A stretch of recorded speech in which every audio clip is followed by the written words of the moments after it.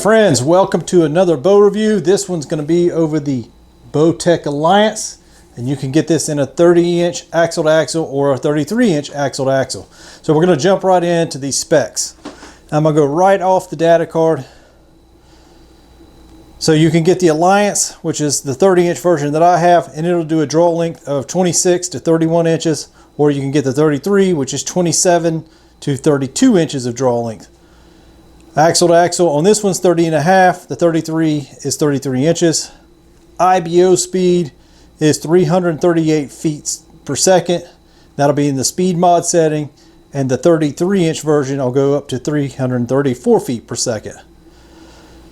The brace height for this bow is going to be 6 17 inches. This version, the 30-inch version, comes in at a physical weight of 4.09 pounds. And the draw weights go from 60 to 75 pounds. Talking about some of the features. What is Bowtech known for? Bowtech is predominantly known for now these, this is called the Deadlock system. And this allows you to shift your cams left and right without any kind of shimming. You simply unlock these screws, these lock screws on the top, and then use an Allen key and this fastener or this screw, and you can turn it left, you can turn it right, and your cams will move on those axles. One of the other things Bowtech is known for is their flip disc technology, and pretty much every manufacturer except for Hoyt is now follow suit, and you can get multiple modules to give you either their highest performance setting or a more comfortable performance setting. I think they are actually the ones that started this self-tuning craze without needing to press, where you can actually, there's tuning features on the bow.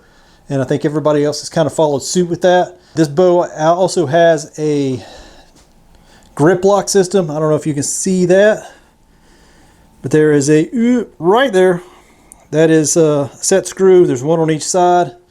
And then there's an adjustment screw there. You stick your Allen key in there, and this thing will actually, your grip will actually change the angle for your wrists.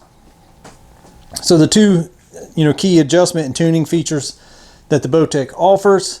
And then you get your flex roller guard, which has been a staple of Bowtech for probably, gosh, I don't know, the last 15 or so years. It also has a center mass for your side attachment, or you have your standard side attachment on the outside, which is how I'm using it. Note for the Bowtechs, if you're going to use the center mass, then you have to use the black gold sights that are center mass, because I don't think anybody else makes that attachment for them.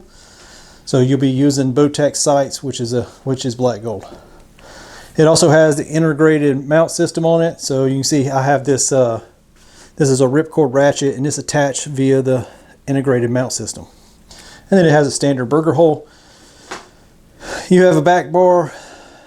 It's threaded for back bar. You have integrated quiver.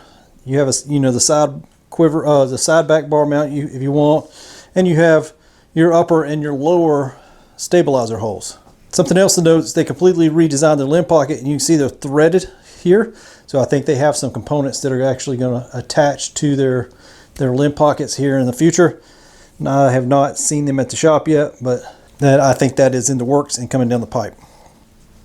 Other thing to note, and this is just purely something that I noticed as I was tinkering with the bow. These Bowtechs, when you unlock the set screw for your draw weight, whether you're tightening them or loosening them, they don't get tighter, or they don't get easier to tighten or loosen. It's just a nice constant uniform until you run it all the way down to the hard stop, or if you back it off 4 turns.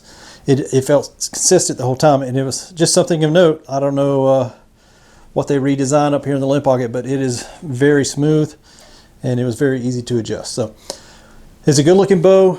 I know Bowtech redesigned the whole riser, and one of the things I can tell you is when you look at all these cutouts and everywhere they threaded something, all the burrs that were done for the machining have been cleaned up.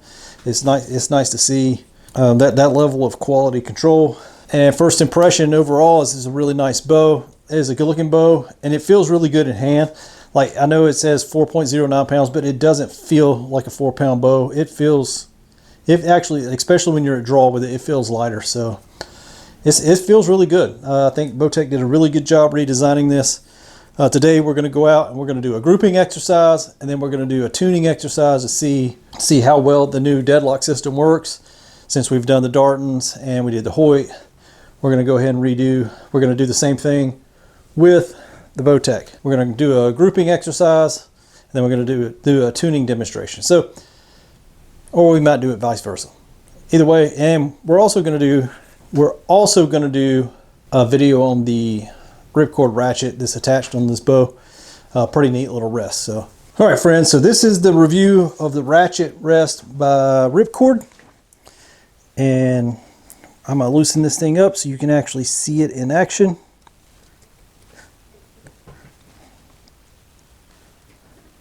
So we're gonna loosen up the side screw so we can actually take tension off the launcher arm.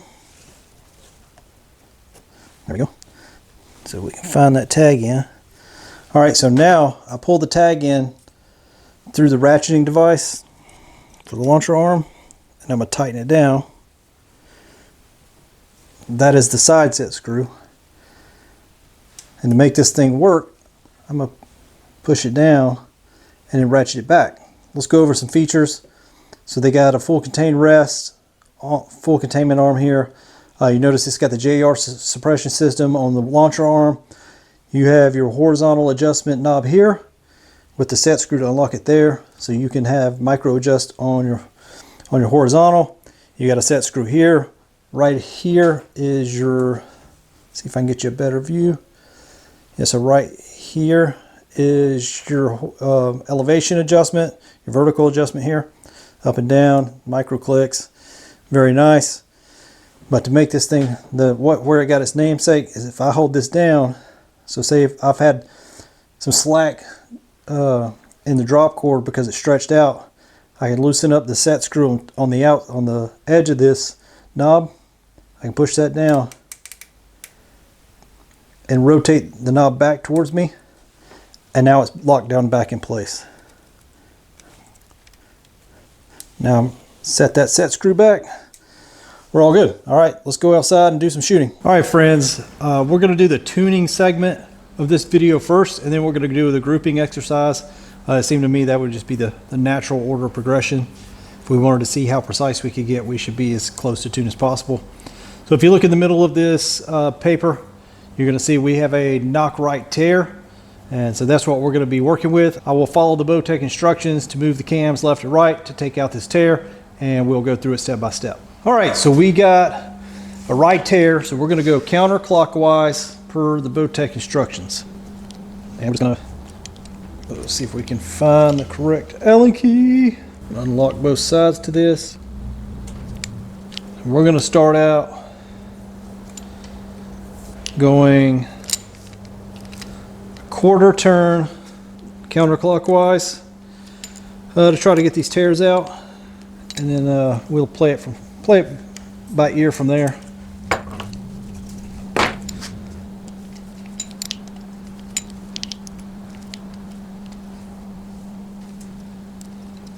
And I'm hoping this is as simple as it looks. All right, let's get back to tuning. Make sure I don't block you guys out.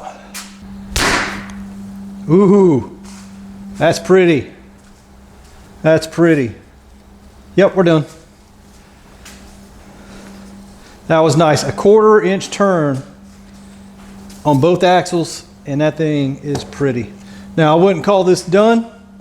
You know, I think if you're going to tune a bow, say it's completely tuned, you take it outside with broadheads, and we're going to we would shoot broadheads and make minor adjustments until we got it where it's supposed to be. But through paper with this bare arrows for this video, I think we're done. That was one adjustment, and we got them to shoot good. So, all right, let's do our grouping exercise. All right, so now we're to the portion I'm gonna do the draw, give you an analysis, and then we're gonna do a grouping exercise. So, of note, I will say that I still don't like the Bowtech grip, and it has nothing to do with the throat or how thick it is. I like the fact it's got the flat back. It's, you know, rounded on the edges, gradually rounded on the edges to meet the riser. It's got this little point in it that, you know, it's rubberized, so your hand sticks there. but the rest of it's pretty smooth, and even not sweating, I find my hand moving around on it. So I've been a little bit disappointed with that, but I think that little rubber texture is pretty nice. I just wish they'd have done more like the Matthews and the Hoyts, where it's kind of stippled all the way down the grip instead of just having that rubberized portion in there. All right, so let's do this draw. So it's pretty nice. You get a constant draw from the first time it climbs the draw force, and then it just kind of dumps gently into the back wall, just a short valley, and it holds really well. This bow at draw, you know, as you're drawing it and you're holding it, it doesn't feel like a 4-pound bow. It balances really nice, and it feels pretty light.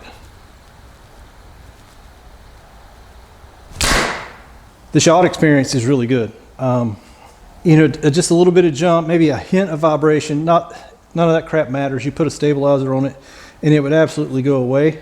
It shot really nice. It's a really all around good shooting experience. The draw, the holds really well. It feels solid in your hand, and when you release it, it's got a just kind of a but it falls back to you. So you get a little bit of a jump forward, and then it just falls back towards you. At least that was my experience with it, and I've been shooting this thing all weekend, and that's been pretty much the standard. So now we're going to do a grouping exercise. All right, so we're going to shoot this without a peep, as I normally do, and see what kind of groups we can get. I'm not looking for the bow to hit the point of aim. I'm looking for the impacts to be as close together as possible. So that'll tell us how precise we can get this thing, how precise I can get it, and then it'll give us kind of an idea of how accurate of a system we can get out of this bow. All right, so there's our Bowtech group. I was aiming at the O, and that's where they went. It's not a bad group at all, considering there's no peep. Like, you put a peep in this thing, it would tighten right back up. All right, let's move to the conclusion. I hope you guys enjoyed this review over the Bowtech Alliance 30. Again, it comes in a 33-inch axle bow as well.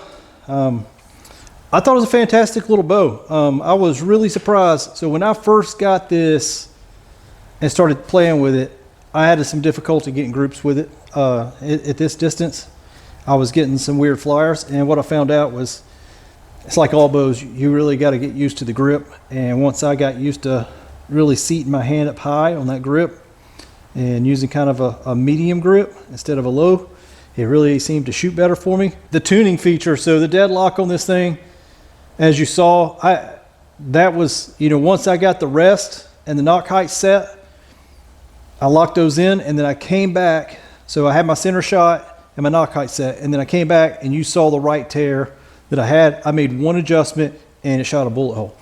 So very pleased with that. The bow feels really, so it says 4.09 pounds, but it feels really a little bit, it feels like one of the lighter bows, like kind of like the Arc or, you know, something like that. It doesn't feel the full 4 pounds. They did a really good job of balancing the bow out, and it feels really light on the shot. I would put a back bar and stabilizer on this bow only because I need the extra weight to make it balance a little bit better, and that would probably tighten up that group as well.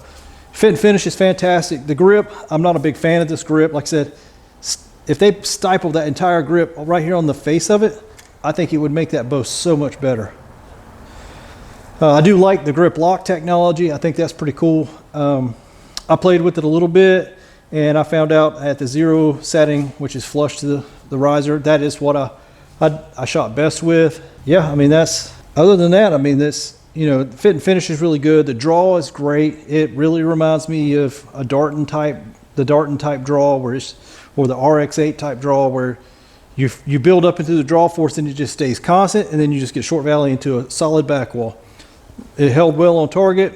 Like I said, it could use a stabilizer to kind of slow down the float and keep it in its spot. But it's overall, it's a fantastic little bow, and you Bowtech fans are really going to enjoy it, I think.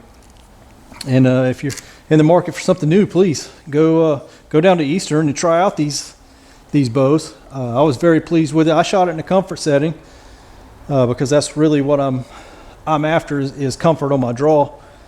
But you know, if you're more chasing speed, you have the option to do the flip disc over to the speed mode. And from what I understand is as you draw it back, there's a little bit more hump on the back end, kind of like the Arc, and then it short valley dumps into a back wall.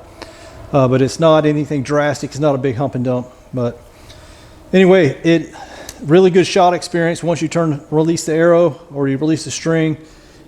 And a little bit of jump, just very little, you know, smidge, little taste of vibration. Not anything to be worried about. Like I said, I would put stabilizers on this bow just to add a little bit more weight and slow down some of the front end wanting to move on it. Oscillation, I guess, is the correct term. But other than that, I think it's a fantastic little bow. I think you Bowtech fans that are in the market for a new bow, you're going to be very happy. So head down to Eastern and go test drive this. I think the 33 would probably fit me better than this 30 is. But that's just my thoughts. But go see Ryan. Ask him to shoot this one, shoot the 33 that they have in, and test drive them for yourself. Shoot them against the other bows, because that's really the best bow that he has, the best bow any shop has, is the one you're the most confident in.